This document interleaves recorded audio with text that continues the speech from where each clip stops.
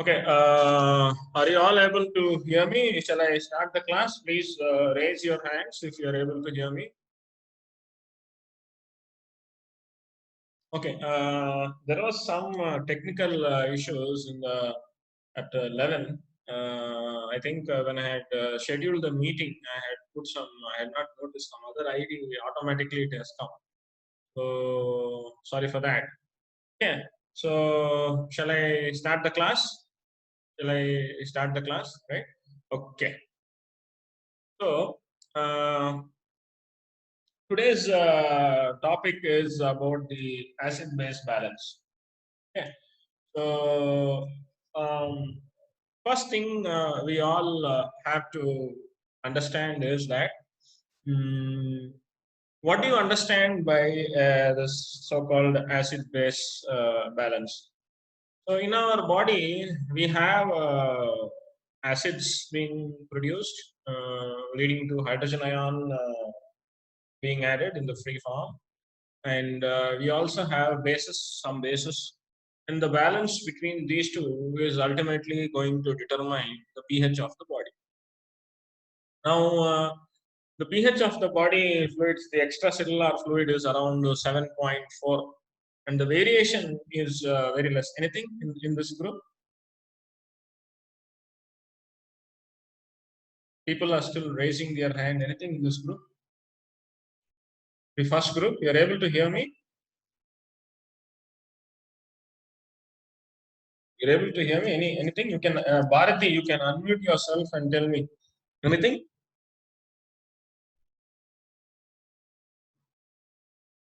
Shall I continue? Okay. So the hydrogen ion concentration is very low. It is 0.00004. I repeat, 0.00004 in the extracellular fluid. So very difficult for the clinicians to deal with such a small value. So the concept of pH has come, where we use the negative logarithm of the hydrogen ion concentration, and the pH of the extracellular fluids is around 7.4 plus or minus 0.05. And then 7.4 plus or minus 0.05. The range of variation is very small. Is it not? Say, for example, you look at the variation in blood pressure, or variation in body temperature, or variation in blood glucose concentration, or potassium. Potassium ion again is very less.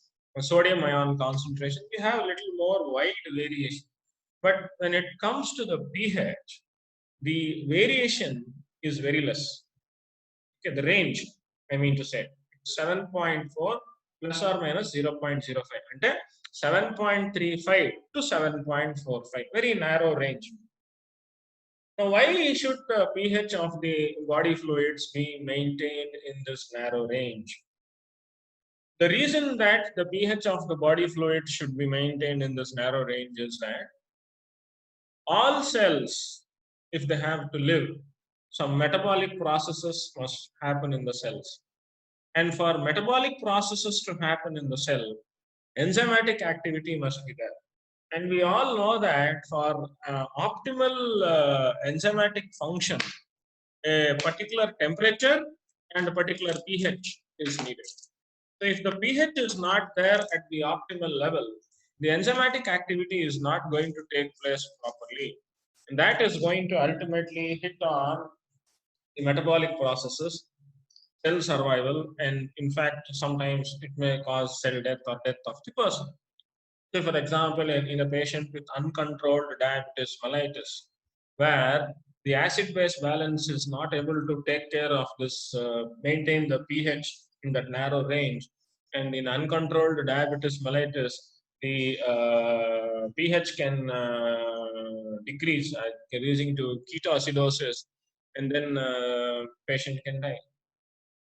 Okay, so it's very important that the pH is maintained for optimal cell function. Another reason why the pH should be maintained in the normal range is that just like temperature affecting the neuronal activity, an optimum pH is needed for the brain neurons to function. So if the pH is going to change and if the temperature is going to change, neuronal function is also going to change, and that can cause serious problems in the patient. If you have gone through the chapter on acid-base balance in Guyton, he gives a very nice introduction. And he says what is an acid, what is a base, and all these concepts is there. I don't have time to run through those things. You can just read up. They must have told you in your inter classes. You can just revise that. Now, for our discussion, you should know some terminologies. First, you should know what is a volatile acid and a non-volatile acid. Anybody can answer this? What is a volatile acid and what is a non-volatile acid? Anybody can just unmute themselves and tell me the answer. So, volatile acids can be converted to H2CO3 and can be excreted by uh, through lungs, sir, in the form of Okay. carbon dioxide. And what is a non-volatile acid? Whereas they cannot be excreted through lungs in the form of bicarbonate. It's formed by like other metabolisms, sulfuric acid and all.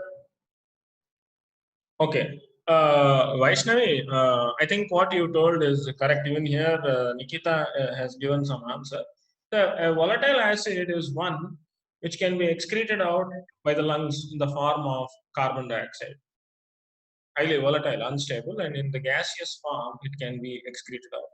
Whereas a non-volatile acid is one which cannot be excreted out through the lungs, and it needs a different route of excretion from the body, that is mainly by the kidneys. Kidneys are going to excrete out this non-volatile. The first thing you have to understand is whether we like it or not, in our body, when we are on a normal balanced diet, 80 milliequivalents of non-volatile acids are being produced. 80. So this 80 milliequivalents of non-volatile acids have to be excreted each day through the kidneys. 80. That is one thing. The second thing is,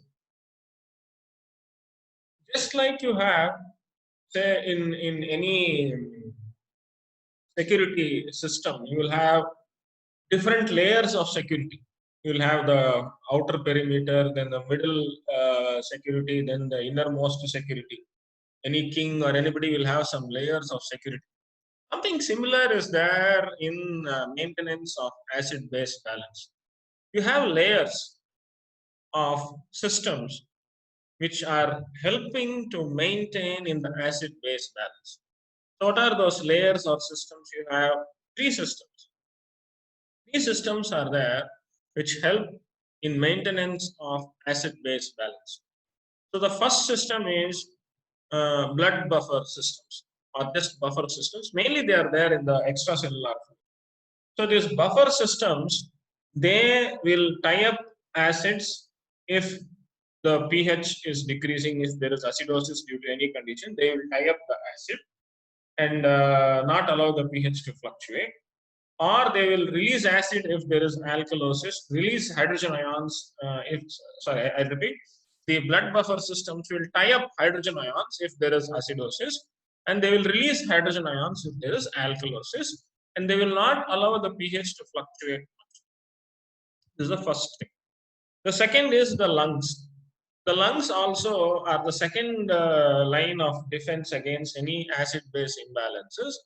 So they act by removing excess of carbon dioxide if there is acidosis, and if there is alkalosis, decreasing the breathing and retaining carbon dioxide. Okay, so you have to remember that if carbon dioxide is added in the blood, it means acid is being added. Very simple way of remembering. If carbon dioxide is added to the blood or any body fluid, it means acid is being added. Okay. So you have the first line of defense, that is the buffer systems, blood buffer systems. Then you have the second defense mechanism against acid-base imbalances. Then you have a third one. Now the question that arises is, if you have the first two, why do you need a third one? The answer is very simple.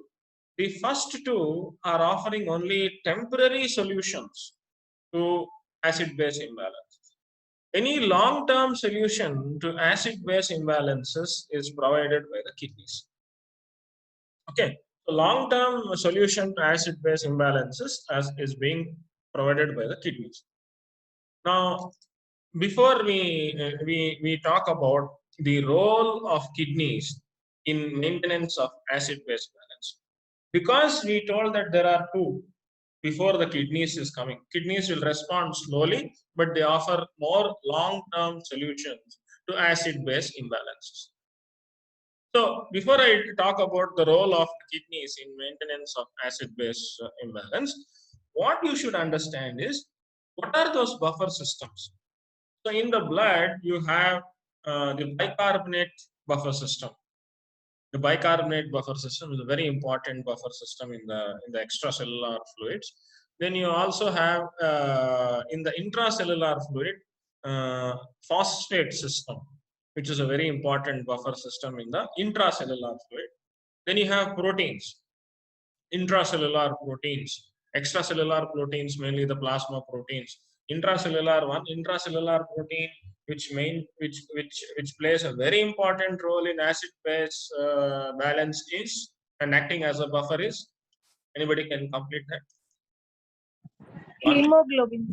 Yeah, Hemoglobin. very good. One intracellular protein which plays a very important role in the maintenance of acid-base balance is the hemoglobin. Okay, so we spoke about the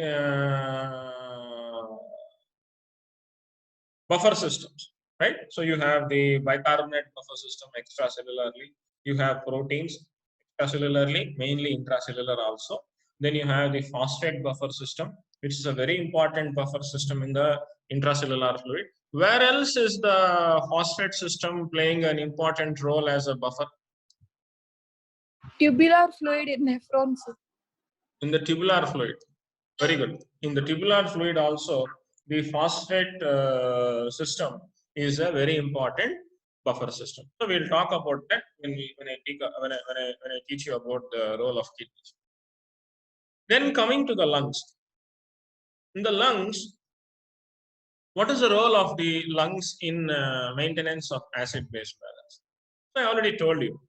So if there is a acidosis, the respiratory center is stimulated, more carbon dioxide is formed, the respiratory center is stimulated, and then the rate and depth of respiration is going to increase. You know about this in the regulation of respiration, and carbon dioxide is blown off.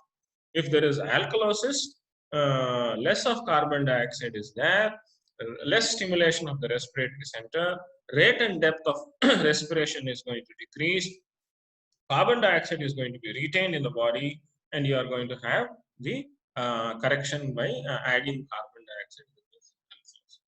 So it is clear so far? Raise your hands. If it is clear so far, please raise your hands. Anything you have not understood? Now, before, actually I should have told this in the beginning, but before you talk about any acid-base balance, this equation is there. Are you able to see this equation? First group.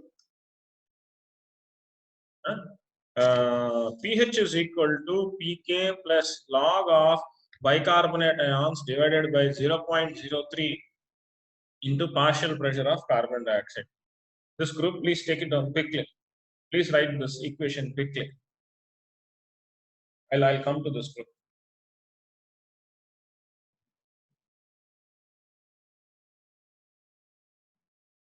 Please write this equation.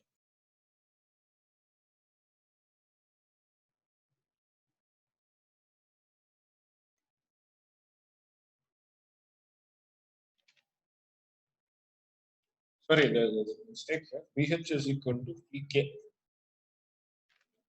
pH is equal to pK plus log of bicarbonate ions divided by 0.03 into partial pressure of carbon dioxide.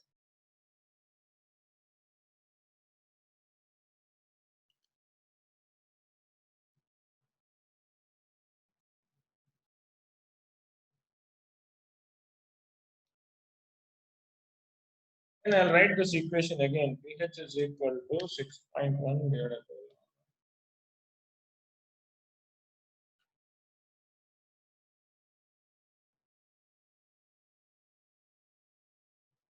Again, I'll rewrite this equation as pH is equal to 6.1.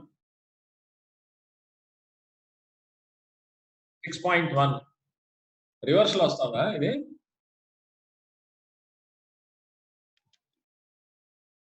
pH is equal to 6.1.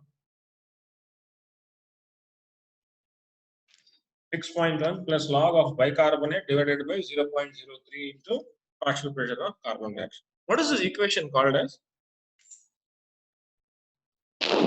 Henderson's Hasselbalch equation. This equation is called as Henderson-Hasselbalch equation. Okay, right? So this is called as a Henderson-Hasselbalch equation. Now, if you look at this Henderson-Hasselbalch equation, you will see that two things are going to determine the pH of the blood. One is the bicarbonate ion concentration. The other one is the partial pressure of carbon dioxide. The partial pressure of carbon dioxide is determined by the lungs. Lungs can adjust the partial pressure of carbon dioxide. I told you that. Bicarbonate ion concentration can be adjusted by the kidneys. Kidneys, if they want, they can reabsorb bicarbonate or form new bicarbonate, and they can also excrete hydrogen ions. Okay, so bicarbonate ions is adjusted by the kidneys, whereas the partial pressure of carbon dioxide is adjusted by the lungs. Okay, so if at all there is any imbalance, yeah, here something. Two participants raised their hand. Anything?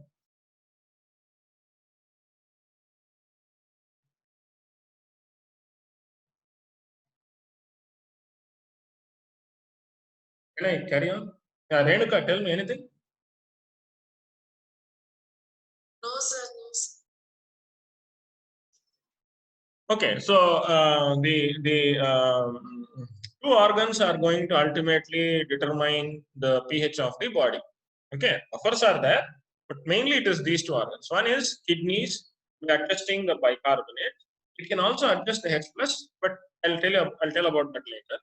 The bicarbonate concentration, and the other one is the partial pressure of carbon dioxide, which is adjusted by the lungs. So any acid-base imbalances can happen because of a lung disorder or a kidney disorder or some metabolic problem. Okay, so if acid-base imbalances are because of excess bicarbonate or less bicarbonate, excess bicarbonate means it is going to be alkalosis, so it is called as metabolic alkalosis. Less bicarbonate means bicarbonate has been removed excessively from the body, something happened, something went wrong. That is called as metabolic acidosis. Whereas acid-base imbalances due to increased partial pressure of carbon dioxide, something went wrong in the lungs. The lung is not able to remove the carbon dioxide. This can happen in pulmonary fibrosis, chronic emphysema, and so on. Chronic long-standing lung disorders, this can happen. That is called as respiratory acidosis. Something went wrong, person is breathing excessively, more of carbon dioxide is being removed from the body, then that condition is called as respiratory. So is it clear till here? Now shall I go on to the next part in the role of kidneys in the maintenance of acid-base balance? Is it clear up to here? Please raise your hand if it is clear up to here.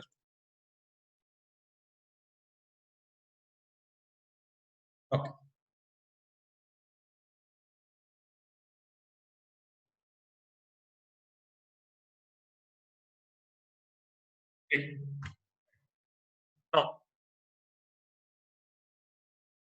Okay. Now, in our body, the kidneys are doing one amazing function. They filter large volumes of fluid and reabsorb most of it. They filter large volumes of fluid, that is the extracellular fluid. They go on reabsorbing it again and again and again. How many times they do this? But in quantitative terms, how will you tell this function? How much is being filtered every day? What is that called as the filtration done by the kidneys? Simple thing I'm asking you. Very good. It is called as glomerular filtration rate. You can unmute yourself and answer. Okay, so it is called as glomerular filtration rate. So the glomerular filtration rate is around 180 liters per day.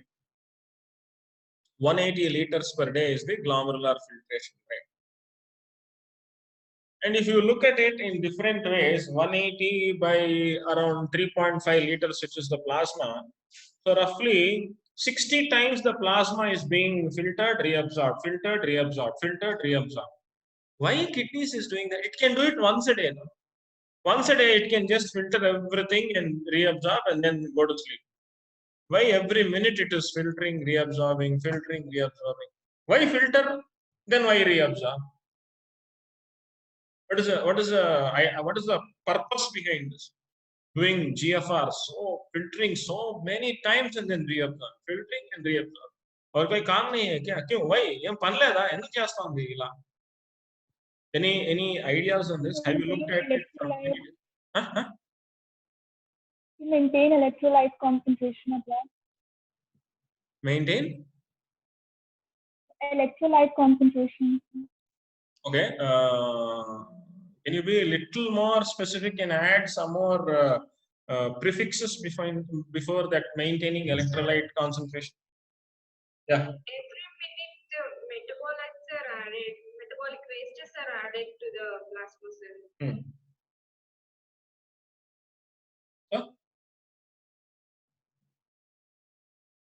See, the idea behind filtering such large, it filters 180 liters per day and it reabsorbs 178.5 liters per day. The remaining 1.5 liters is going out as urine. Okay. The idea behind filtering such large volumes of fluid and reabsorbing this helps in precise maintenance of electrolyte balance and the body fluid volume. This, okay. So this helps in a very precise regulation of extracellular fluid volume and composition. Again, I come back to that question. Why extracellular fluid volume and composition should be maintained? What will happen if the extracellular fluid volume and composition is not maintained? Homeostasis will be disturbed. It's going to result in disturbance of homeostasis. And we all know that if homeostasis is disturbed, the cell function is going to be affected. There can be disease and death. Okay, so that is the concept. Now coming back to our discussion. Now this slide is very important. It is given in guidance, but still I'll give you some time to take down this slide. This slide shows that every day 4,320 milliequivalents of bicarbonate ions are filtered in the kidneys. And these 4,320 milliequivalents of bicarbonate, if they are allowed to go out, person will die. Even if a small fraction of this 4,320 milliequivalents of bicarbonate is allowed to go out, the person is going to die. Okay. So this has to be reabsorbed. This 4,320 milliequivalents, it has to be reabsorbed. And if it has to be reabsorbed, the only mechanism by which this can be reabsorbed is by secreting hydrogen ions. When I explain that, you will understand. So you have to secrete, kidneys have to secrete 4,320 milliequivalents of hydrogen ions to reabsorb 4,320 milliequivalents of bicarbonate ion. That is must. Any other number of hydrogen ions has to be excreted by the kidneys. I already told that at the beginning of my discussion. 80 milliequivalents. Huh? 80 milliequivalents, sir. What is that 80 milliequivalents, Sharanya? The non-volatile acids that are formed. Apart from those 4,320 milliequivalents, the kidneys also have to excrete another 80 milliequivalents of hydrogen ions to remove that non-volatile acids which have been produced in the body. So 4,320 plus 80 milliequivalents, that comes to a value of 4,400 milliequivalents. Okay, and this diagram shows you, it's very important, this diagram. It shows you the percentage of reabsorption of bicarbonates ions in the different parts of the nephron. So you can see that how much is being reabsorbed in the proximal tubule, in the thick ascending limb of loop of Henle. Messing it up.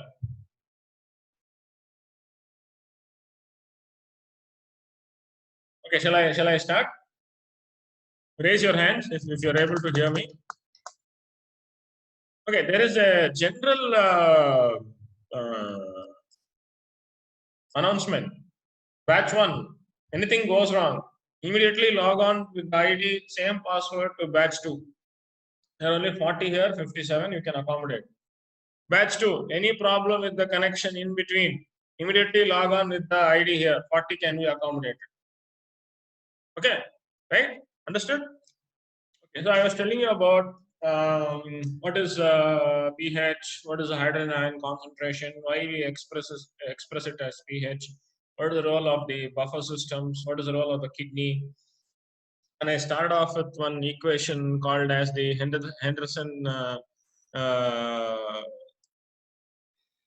Henderson-Hasselbalch equation, where I told you that pH is equal to pK plus log of bicarbonate divided by 0.03 into the partial pressure of carbon dioxide.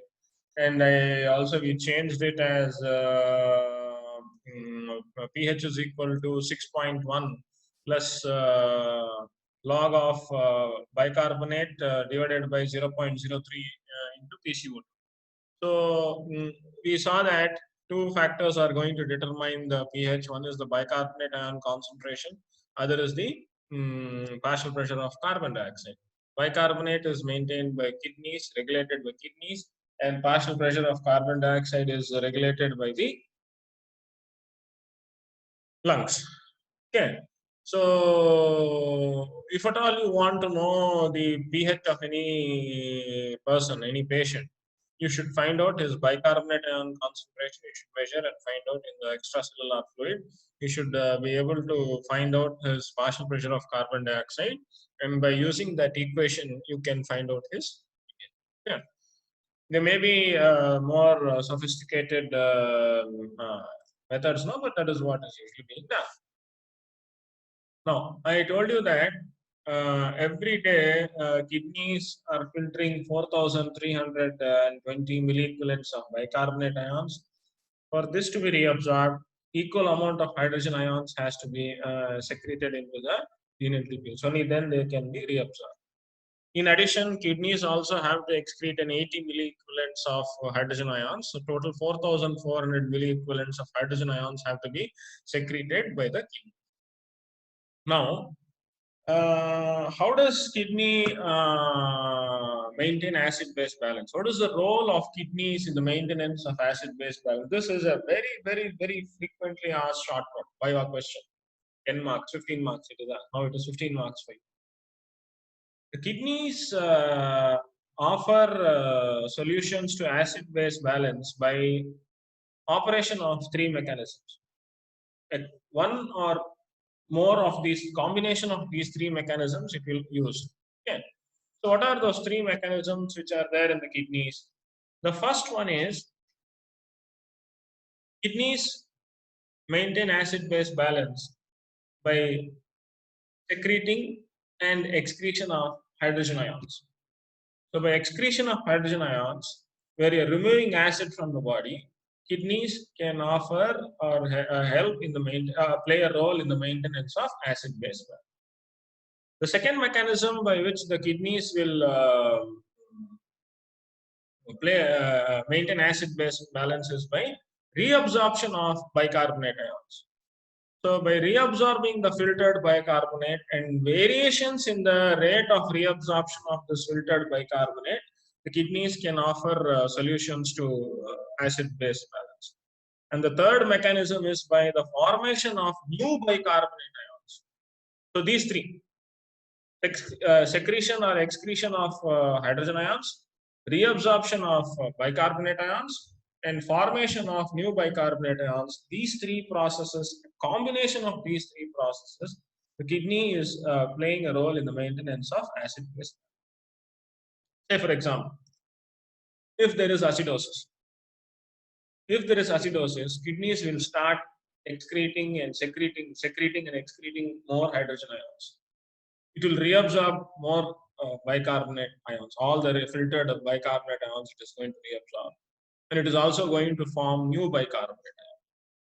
Whereas if there is alkalosis, it will not excrete or secrete hydrogen ions. The filtered bicarbonate, it will not reabsorb depending on the depending on the alkalosis. And it is not going to form new bicarbonate. So these three processes are common. Only the way it is being handled is going to offer the acid-base balance solution. Imbalance is going to be corrected. Okay. So did you understand this part?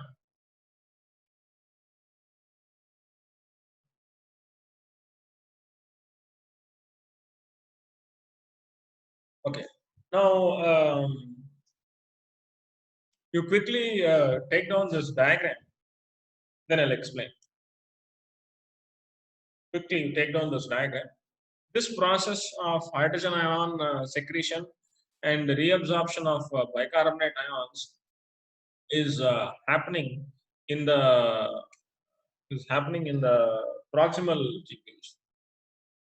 tubules and many other parts. This type of hydrogen ion secretion is happening.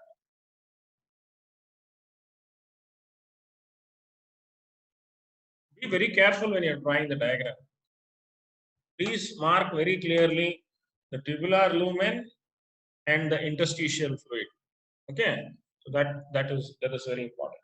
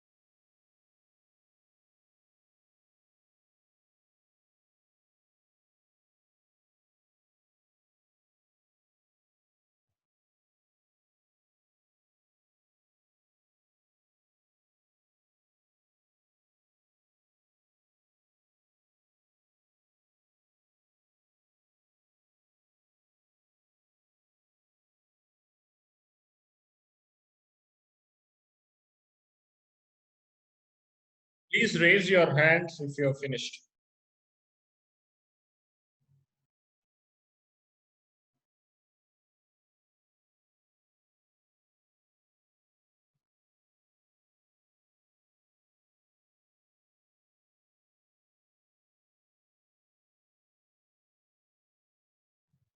Okay, so I'll continue with the class. It's very important to understand the renal tubular epithelial cells, their structure. Okay, if you see here, the renal tubular epithelial cells have got a part of it is facing the lumen, and a part of it is there in the side and resting on the basement membrane. Okay, so the part of the renal tubular epithelial cell which is facing the lumen, this is called as the luminal membrane. Understand it? It is called as luminal membrane. From here to here, this part which is facing the tubular lumen, this part is called as luminal membrane. Whereas the rest of the membrane, and from here, this part is called as basolateral membrane. Okay. The entire cell membrane of the renal tubular epithelial cells, you can divide into two, depending on what it is facing. So the part which is facing the lumen is called as luminal membrane. And the sides which are coming in contact with adjacent cells and the part which is resting on the basement membrane, that part is called as basolateral membrane. Same thing you have in renal epithelial cells also. Okay. Now, why I'm telling you this is the types of transporters which are there in the luminal membrane is different from the type of transport proteins which are there in the basolateral membrane. So, in different parts of the nephron, different types of transport proteins will be there in the luminal membrane, and different types of transporters will be there in the basolateral membrane. And sometimes they can be added and removed also. Say, for example, aquaporin channels can be added and removed by the action of ADH. Epithelial sodium ion channels can be added and removed by the action of aldosterone. Okay. Anyway, in the part of the nephron which we are discussing now, that is the proximal convoluted tubule, in the luminal membrane, one special type of transport protein is there called as the sodium hydrogen exchanger. This is an example of secondary active transport. Two substances are being transported in the opposite direction. So this is called as the counter transport mechanism. Okay. And if you come to the basolateral membrane, we have the ubiquitous pump which is there in almost all the living cells, that is the sodium potassium ATPase. Right? The sodium potassium ATPase is going to pump out 3 sodium ions and it is going to pump in 2 potassium ions. Basically, for our discussion, what you have to understand is that this pump keeps the intracellular sodium ion concentration low in any cells. That is a point I'm stressing here. Okay. So the intracellular sodium ion concentration inside this renal tubular epithelial cells is kept low by the operation of this sodium potassium ATPase. Okay. So you understood that there are two types of membranes, the tubular epithelial cells. You can have the luminal membrane and the basolateral membrane. The type of transport proteins in the luminal membrane is different from the type of proteins and pumps which are there in the basolateral membrane. In the example which we are discussing here, the part of the nephron that is the proximal tubule, the luminal membrane is having a type of transport protein called as the sodium hydrogen exchanger. And the basolateral membrane, we have the sodium potassium pump. This arrangement is important. If it was reversed, then no acid-base balance would have been possible. Okay. So now we'll look at the reactions and how the hydrogen ion is being secreted. Okay. So here, the renal tubular epithelial cells are having one special type of enzyme called as carbonic anhydrase. This enzyme, carbonic anhydrase, it is going to accelerate the combination of water and carbon dioxide.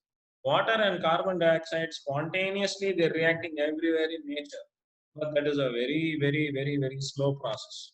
Anywhere in the nature, even in the outside external world also, water, carbon dioxide will be combining with each other. The process takes place very slowly. But in our body, the same process is hastened, it's speeded up by the presence of this enzyme called as carbonic anhydrase. So where is this carbon dioxide coming from? Carbon dioxide is coming from three sources. One is it is produced inside the cell itself, where the metabolic processes which are happening in the cell, it is produced. The second is carbon dioxide can come from the interstitial fluid into the tubular epithelial cell, and also it can come from the tubular filtrate, tubular lumen. It can come into the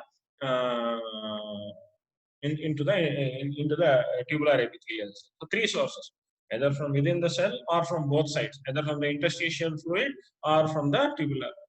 This carbon dioxide, once it comes into the cell, it reacts with water in the presence of this enzyme carbonic anhydrase to form this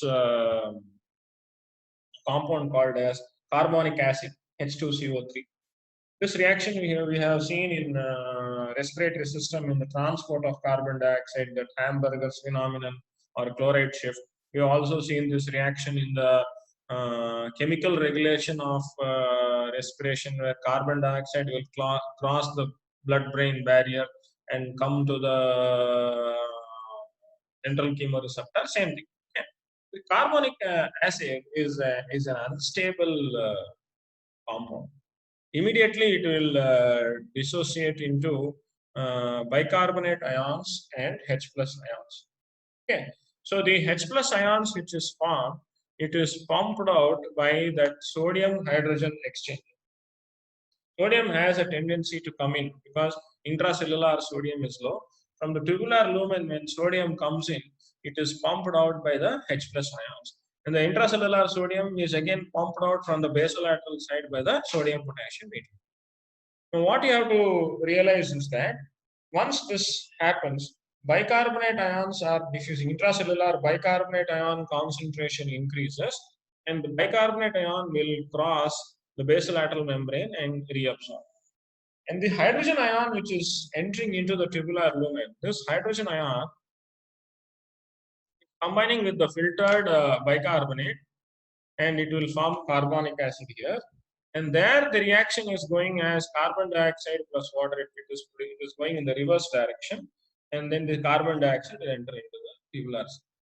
So every time one bicarbonate ion is filtered, it is buffered by the hydrogen ions. And when it is buffered by the hydrogen ions, on the basolateral side, one bicarbonate ion is being reabsorbed. For every bicarbonate filtered and buffered, one bicarbonate is being reabsorbed. But the reabsorbed bicarbonate is not the same as the one which was filtered. The reabsorbed bicarbonate is not the same as the one which was filtered. So did you understand this concept of how there is secretion of hydrogen ions and there is reabsorption of bicarbonate? You can forget about potassium for the time being. Raise your hands if you want me to repeat this. I'll repeat it again. Please unmute yourself and ask me if you want me to repeat this. You can tell me.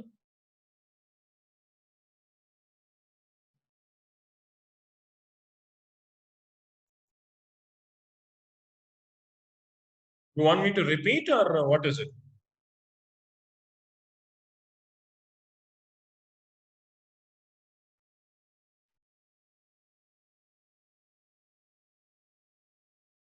No, you can unmute yourself and ask me.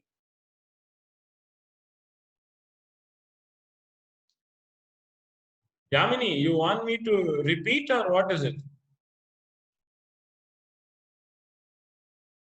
No, sir, it's enough. I can understand. So I'll move on. You've taken down this diagram. Yes, sir. Under a diagram తీసుకున్నారు. I'll move on.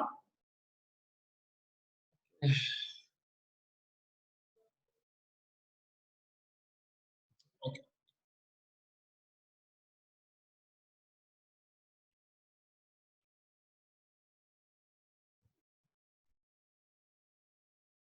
Now, if you look at the distal tubule, the distal tubule is having two types of epithelial cells, two special types of epithelial cells. One is the intercalated epithelial cells. What is the other cell?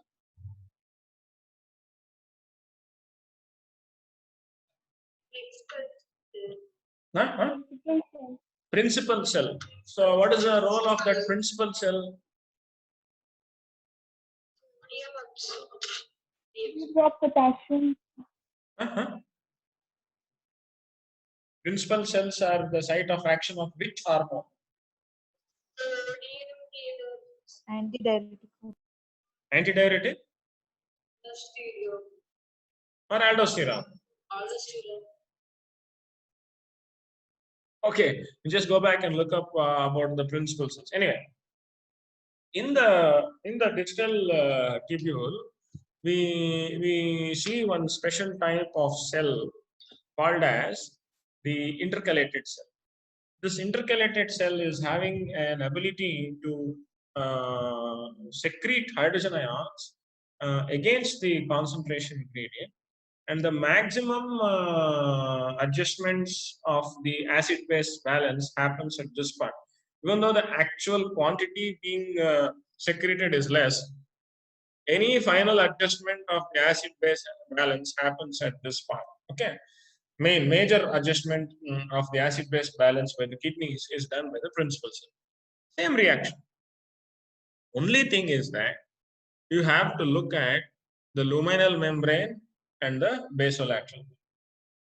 In the previous discussion, in the luminal membrane, there was a protein called as sodium hydrogen exchange. Okay, and the basolateral membrane had sodium potassium pump. Here also sodium potassium pump is there in the basolateral membrane, that is not shown. But one more special type of transporter is there, the bicarbonate or anion exchanger is there, which exchanges bicarbonate ions for chloride.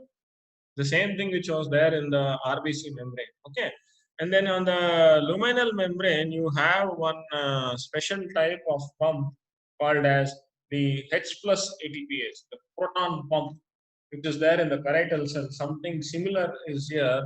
It secretes actively hydrogen ions. Okay, so this structure of the tubular cells you should know. A luminal membrane in the intercalated cell, the tubular epithelial cell, intercalated epithelial cell is having hydrogen pump, H plus ATPase. And in the luminal membrane, there is an anion exchanger, which can exchange bicarbonate ions for chloride. Okay, so same thing, carbon dioxide combines with water in the presence of carbonic acid, and carbonic anhydrase to form carbonic acid, and this carbonic acid is unstable, it splits into H plus and bicarbonate. Same thing, what happened in the previous cell. But from here, the things are changing.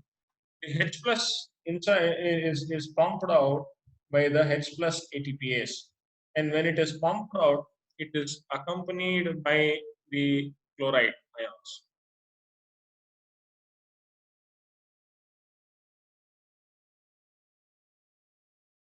It is accompanied by the chloride ions.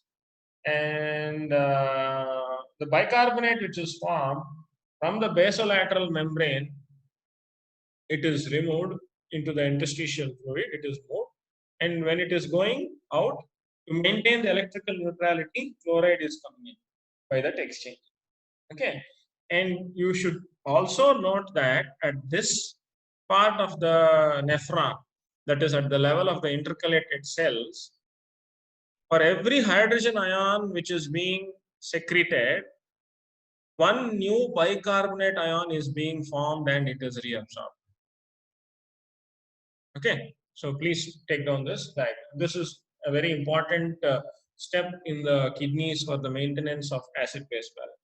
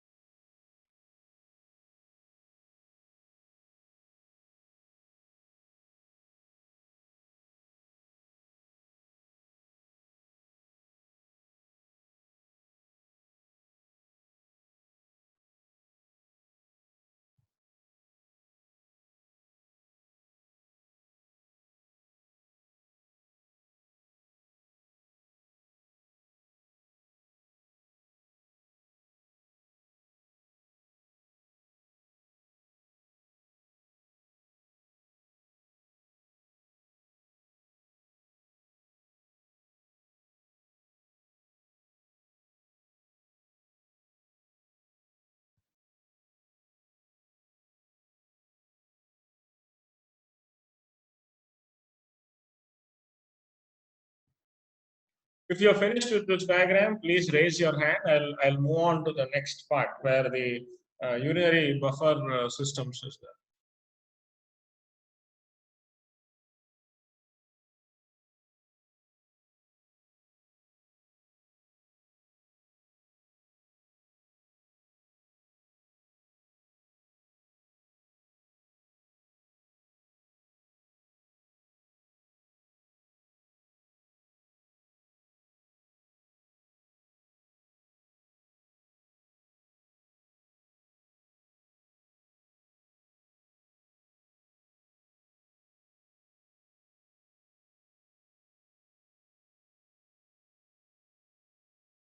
Okay, now we look at the role of the urinary buffers in maintenance of acid-base balance and helping the kidney to excrete this hydrogen ions and reabsorb bicarbonate and form new bicarbonate. In the why should there be buffers at all in the urinary system, in the renal tubular fluid? The answer is very simple. For 80 milliequivalents of non-volatile acids to be required to be secreted, if the urinary buffer systems were not there, see the limit of the pH range of the urine is from 4.5 to 8. Okay, the pH range of the urine is 4.5 to 8. If buffers were not there and that 80 milliequivalents of non-volatile acids were being excreted by the urine, the lower limit would have reached very quickly. 4.5 limit would have reached very quickly. So it would have not been possible for the kidneys to excrete that 80 milliequivalents in 1.5 liters of water. To excrete that 80 milliequivalents, the kidneys would have needed to excrete 2,200 liters of water. Manchi chachipotadanti, by the time that much entire body would have been, body fluids would have been removed, and still the non-volatile acids would not have been removed. Okay, so to overcome this problem, the buffer systems are there in the urine filtrate, tubular filtrate. They help the kidney to excrete more of acid, not allowing that lower limit to be reached. So you have the phosphate buffer system in the kidneys. You also have the ammonium ion buffer system. So what is shown here is the phosphate buffer system. Okay, the same reaction goes on everywhere. Water, carbon dioxide, all that. And as the hydrogen ion is being excreted, in the previous example, I told you for the reabsorption of bicarbonate, that hydrogen ion is combining in the proximity. If excess hydrogen is there, more than whatever bicarbonates ions are there in the filtrate, that excess hydrogen ion will combine with the sodium hydrogen phosphate, and then it will form sodium dihydrogen phosphate, and that is being excreted here. And in this process, whenever the hydrogen ions are being buffered by this sodium hydrogen phosphate and sodium dihydrogen phosphate is being formed, a new bicarbonate ion is being reabsorbed by the kidney. This is the importance of the phosphate buffer system. Okay, so you can just quickly take it. You have one compound called as disodium hydrogen phosphate. It splits into sodium plus sodium hydrogen phosphate. That sodium is being exchanged for hydrogen by that sodium hydrogen exchanger. And the hydrogen ions which are excreted will combine with that sodium hydrogen phosphate and form sodium dihydrogen. I repeat here, you have one compound called as disodium hydrogen phosphate. It dissociates into sodium plus sodium hydrogen phosphate. So the sodium is pumped in exchange for the hydrogen ions by the sodium hydrogen exchanger. The hydrogen ions which is coming into the filtrate, it is combining with the sodium hydrogen phosphate and excreted out as sodium dihydrogen phosphate. And in this process, new bicarbonate ion is being added to the. This is the role of the phosphate buffer system. Quickly take down this diagram. I am having only 3 minutes here and 4 minutes in this one.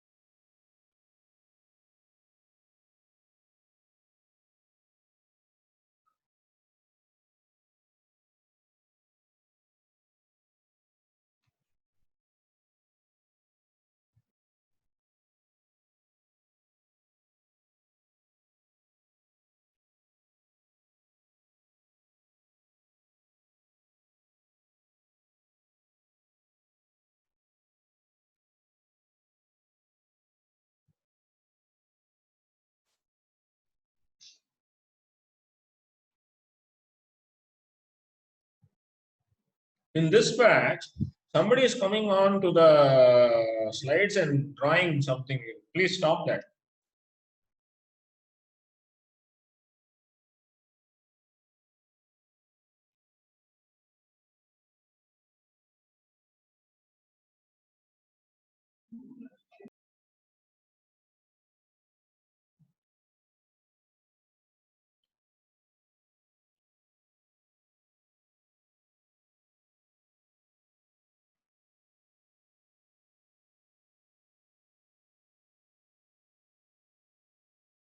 Finished here? Raise your hand if you're finished.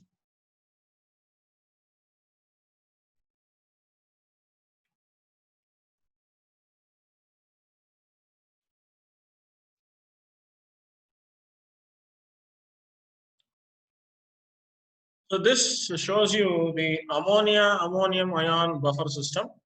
Quickly take down this diagram. I'll give the explanation afterwards.